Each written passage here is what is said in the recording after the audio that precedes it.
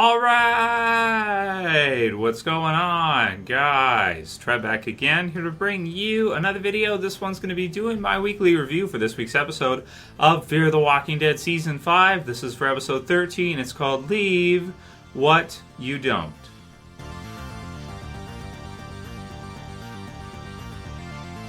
Alright, and possible spoiler warning if you guys have not seen this week's episode for Fear the Walking Dead yet. So as requested, we'll do sort of a recap first, and then we'll give our thoughts on the episode afterwards in the review. So leave what you don't. Okay, so spoiler warning, this is the last episode for Logan. He is killed off in this episode as we see the appearance of a new group of villains led by Virginia, who I'm going to nickname, Cowgirl, I guess. I don't know. They're riding on horsebacks. She's got like her hands in the air. She's got kind of that, Texan kind of accent, that kind of thing. And, I don't know. It's okay. We'll get into giving our thoughts on the new group of villains, at the in the review portion. But okay, so basically, this episode takes place in two sections. We have the group that is the setting up the oil or preparing the oil at the oil field site, which Logan has been looking for. So in this episode, Logan finds the oil site. He barges in, breaks down the gates, everything like that. Comes in with his goons. And they kind of take the oil fields from Luciana, Sarah, Wendell, and some of the others that are in and around there. Then we have Alicia and we have Strand, who are going to a truck stop to attempt to help a lady in a very similar type of situation to a nice flashback scene for Logan in this episode. And this one is kind of upsetting to me that, I haven't really liked Logan all throughout the series, except for maybe his first kind of appearance. I thought he was interesting at the beginning of the season. But this whole season, I haven't really liked him too much right up until his last episode, which is this episode. And we get to see kind of a flashback sequence of him where he's going to try to help somebody at the same truck stop, and he runs out of gas. He doesn't get there in time. So it sort of explains a lot of Logan's motivations, and it makes us understand him better. And we also kind of understand he's not really a villain. He's sort of in the middle, and at best, he's feeding up to this other group, the horseback riders, led by Virginia, who comes in at the end of the episode. So we see Logan go to the oil fields. We see Alicia and Strand head towards the person. So let's go through. We'll recap the person first who's kind of stuck there. Logan overhears it on the radio too, and he tells her that there's a gun there. It's a save the last one type of idea. There's a whole bunch of zombies that are kind of got her pinned in, so she's got one bullet for herself. And in a very nice twist in the episode, we see Alicia and Strand not quite get there in time, but Wes shows up as you hear multiple gunshots. This is kind of revealed, and actually was really good. I really liked the way they kind of worked that in with the flashback for Logan, kind of showing how he couldn't get to this person and save her in time, but this time, Morgan and friends Morgan's not in the episode, but our fear group was able to save the person in time because they were nice to Wes and because Wes decided to pay it forward and he showed up there. So further building on the idea of a possible relationship between Alicia and Wes, right? Okay, so and Wes kind of becoming more of a good guy character, becoming more like the fear group, baby-faced Dwight and the others, right? The good guys. So that was all great. I loved all that stuff in the episode. That was the one section that was really good. It tied in nicely with the other part with Logan. The flashbacks with Logan were actually way better than what I had expected. And I actually, in the end, kind of like Logan. It's hard to hate him after everything you kind of see. You kind of understand his motivations. You get why he was doing what he was, and it also makes sense of the fact that he didn't just start killing people like crazy, because he's not really a Negan, he's not really a governor or somebody like that. That's not who he is. He's kind of this wimpy older kind of guy, and he's just trying to do what he's supposed to do, which he brokered a deal with Virginia to get her and her group the oil. They're riding around on horseback, so presumably they have hardly any, if any, vehicles at all. And so we see some pretty good standoff scenes in this episode at the oil fields with Logan versus Sarah and the others.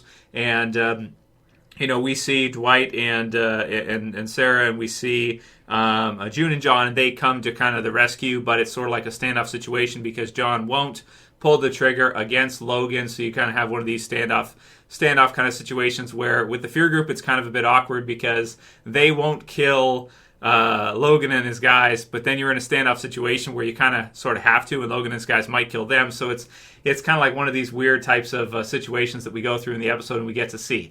So at the end of the episode, we see, okay, well, in the middle, we see a whole bunch of zombies come in, and it becomes nighttime, and all these zombies come in, and the fire gets too hot for where they're prepping the oil and everything, and you get some kind of exciting scenes where they're shooting down a bunch of walkers that are coming in and kind of getting mangled and smashed up in the process. So the walkers was really cool, and it was kind of fun as far as that goes. So it was definitely, I'll get into the review after, but it's a step in the right direction, I think, for what we saw in this episode for Fear. It was exciting and everything, and it did have some really, really good stuff in it that we haven't seen recently for Fear, and I did enjoy that a lot.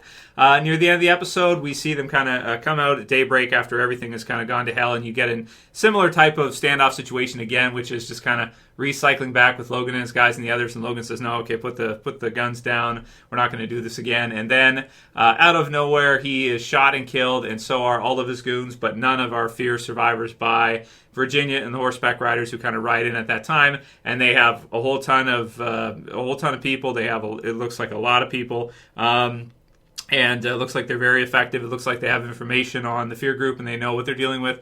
And they have a lot of firepower, so they have a lot of weapons and that. The only thing they don't have is really transportation outside of the horses, so they're there to get it, and she kind of brokers a deal with Luciana. Luciana will help her prep the oil and get it all ready for her group and everything as they try to expand and as they they're kind of growing as a growing group.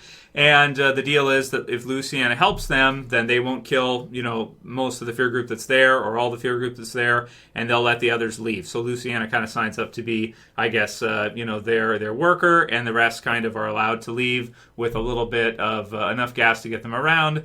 And that's kind of it for the episode. That we see in the previews that you have Morgan going to be in the next episode, it sounds like, with Althea and the others, and then we'll see how eventually they all come back together here as a part of a group, and how that works with this sort of female Texas horse riding Negan-esque version without the jokes character, which is Virginia. So that's pretty much what the episode entails. You have Logan being killed off with his goons, being kind of humanized to the point where he's never really a hardcore villain.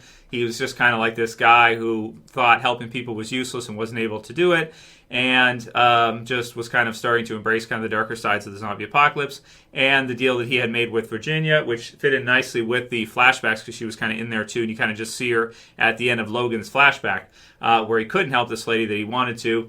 It's really good as far as all that stuff goes. The only thing I didn't really like about it too much, now we'll get into the review portion, we'll go through each part, that's the recap. So that's what happens in the episode for people who haven't watched it. I'd say it's a decent watch through. Watch it through if you like Walking Dead, if you like to see a whole bunch of zombies and stuff like that, because this one looks like it did have a pretty good budget, or at least they did some cool things. The walkers falling off and smashing their bodies and stuff was kind of fun to watch, like breaking bones and all this stuff, and they're coming up like just brutally mangled and stuff. It's kind of cool. And the standoff scenes are not too bad either, even though it's weird at parts because you're not sure if John and the others are going to shoot, and then Logan's kind of calling their bluff, and of course they're not going to because it's Fear. So the group has a little bit of a weird philosophy that they want to help everybody, and that's good and that's noble and everything, but there has to be a point too where sometimes you're going to have to kill people, and maybe we'll see that with the Virginia cowboys at the end, these new group of horseback riding villains by the end of the season. If she meets with Morgan or something, we'll see how this goes by the end of the season, because we only have 3 episodes left, so it's not too much going forward for the rest of the season. Maybe they'll still be there next season as a threat, very similar in a lot of ways to Negan, minus the fear and minus the minus kind of the brutality that we saw in season 6's finale / season 7's premiere, where you get to find out who it was Negan killed. Okay, so that's pretty much it for that part. All right, so the episode through. So what worked and what didn't for me? The flashback worked immensely. It made sense of a lot of things with Logan and his behavior and why he didn't just kill people, because I was kind of wondering that. It also made sense to where Luciana and the kids and the others have been all this time, because they have not been in recent episodes, and I thought that was kind of strange. Like, where are they? Well, this is where they are. They're at the oil fields preparing tons of oil, and they have so much it's going to be no big deal. They're going to have lots. That is until it gets kind of swooped, until Virginia swoops in with her guys and takes it right from them, and then gets Luciana to work for them. So So I liked everything with Logan. I thought it was all great. The zombies were a lot of fun to see. Really exciting in the middle. Fire everywhere and darkness and a whole bunch of zombies falling off. The rabbi shows up and the others. Dwight and Sarah have a cool scene where they kind of get a couple of Logan's men there at a part. And the standoff scenes are at least interesting if they're not super intense like they would be in the original Walking Dead. They're sort of halfway or maybe 30% to where, like, you know, you kind of have this, like, it's kind of intense, but at the same time you're kind of relaxed because it's fear, so you're not really, it's the current fear, so you're not really too worried that you know, and rightfully so, throughout the end of the episode, none of our good guys, our fear group survivors, were actually killed off. It was just Logan that was killed off. It's just unfortunate that by the time he's killed off, I actually grew to like him in this episode and understand his motivations a lot more. So that was all good. I liked Wes coming in kind of as the save in this one to help people. It kind of plays with a little bit of an idea, which is kind of cool, that Logan's idea is that you can't help people, survival of the fittest, this whole thing, and it's ridiculous. And then it kind of argues with itself in the episode when you see the group be like, no, we're going to help anyway, we're going to do everything we can anyway, and then they've helped Wes out before and kind of pass on that philosophy to him, and then he shows up in this one and helps Lady. So you have the fear group expanding in terms of numbers significantly because they chose to help people. Not that it's easy. You know, sometimes it does feel ridiculous or seem hopeless. Sometimes you have to kind of have that sort of preface part with the people where you meet them first. They say no, no, no, no, no, a bit like maybe, I don't know, pressure sales or something. They say no, no, no, no, no, this is how the world is, like Wes. And then eventually they come around to their philosophy and they come around to helping people and wanting to be like that.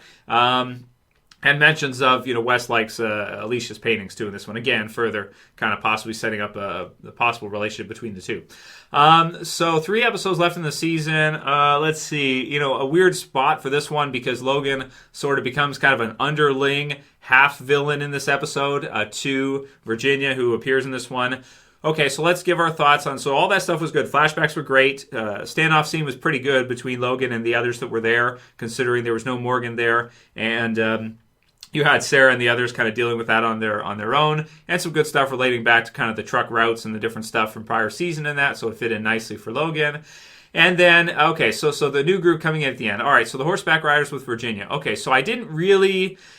It was surprising to see Logan and the others get killed, and it was a bit shocking, but he's not one of our fear group. He just sort of redeemed himself in some ways, or he just kind of came into a spot where I kind of like him a little bit more, so it was kind of shocking and sad to see him be killed off at that moment, but at the same time, it wasn't too impactful of a day. It wasn't like the season 7 premiere death with Negan killing Glenn or something like that, or Abraham, you know.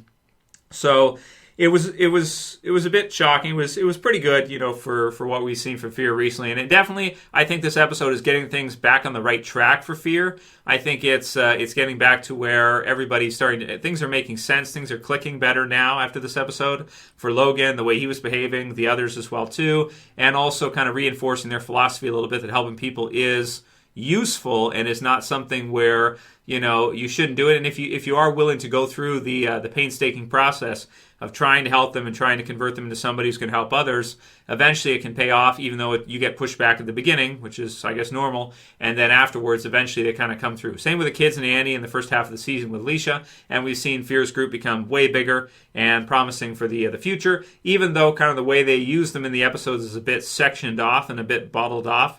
And same in this episode, too. No Morgan, no Althea. So it does feel a bit sectioned off, as always. You're never really seeing... I don't know if we've seen the full Fear group together with everybody, the Rabbi, Wes, you know, all the others. They haven't come together yet as an entire cohesive group where we've seen them all in one place yet, which is a bit strange to think compared to like earlier seasons where you'd have a lot of the time the group would be together, or the original Walking Dead at the prison and stuff. You had a home base and Rick and the others were all together.